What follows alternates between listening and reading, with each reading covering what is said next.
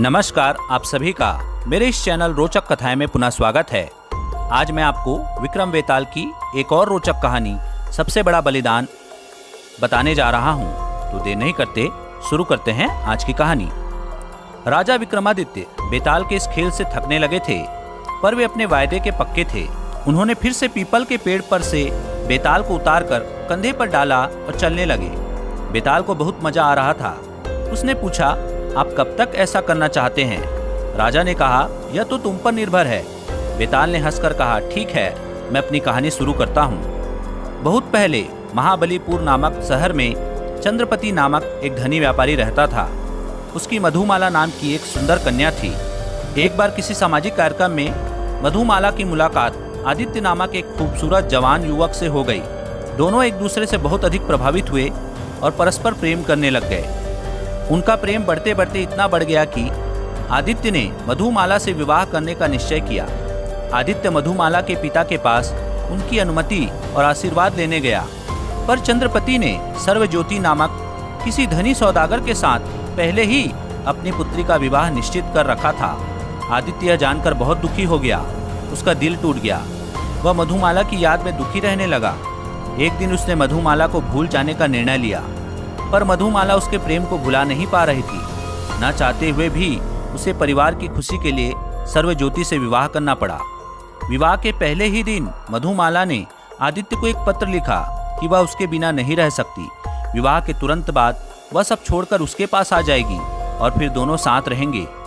विवाह की रात मधुमाला ने सर्वज्योति को सब कुछ सच सच बता दिया। सर्वज्योति ने उससे कोई जबरदस्ती न करते हुए उसे आजाद कर दिया। मधुमाला विवाह के जोड़े में आभूषण से लदी आदित्य के पास चल दी।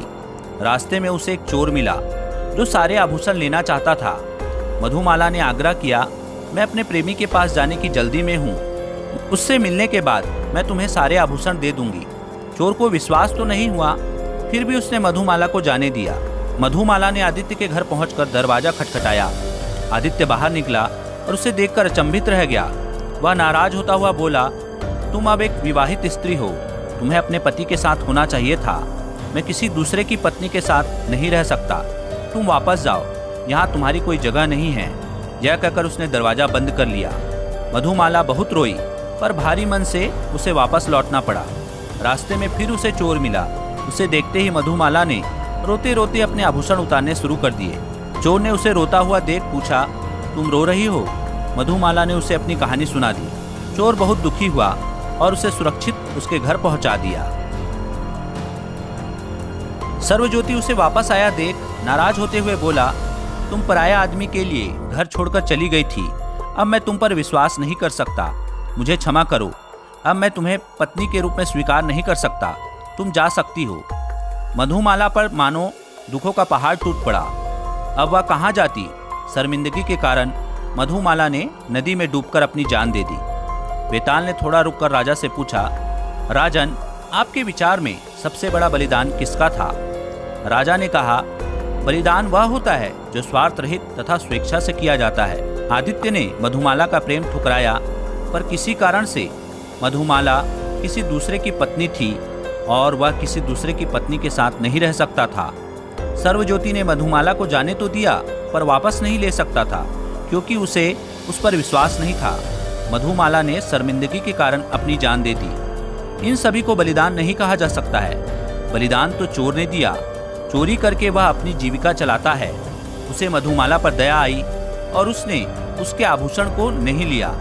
उसकी इंसानियत बलिदान का सर्वोत्तम उदाहरण है। मुझे पता था तुम सही उत्तर दोगे, बेताल ने कहा और उड़कर वापस पेड़ पर चला गया। विक्रमादित्य मुड़े और फिर पेड़ की ओर चल दिए। तो यह थी आज की कहानी। आशा करता हूँ आपको आज की कहानी पसंद आई होगी। तो मेरे वीडियो को लाइक कीजिए, चैनल को सब्सक्राइब कीजिए और इसे ज़्यादा से ज़्यादा शेयर कीजिए। धन्यवाद।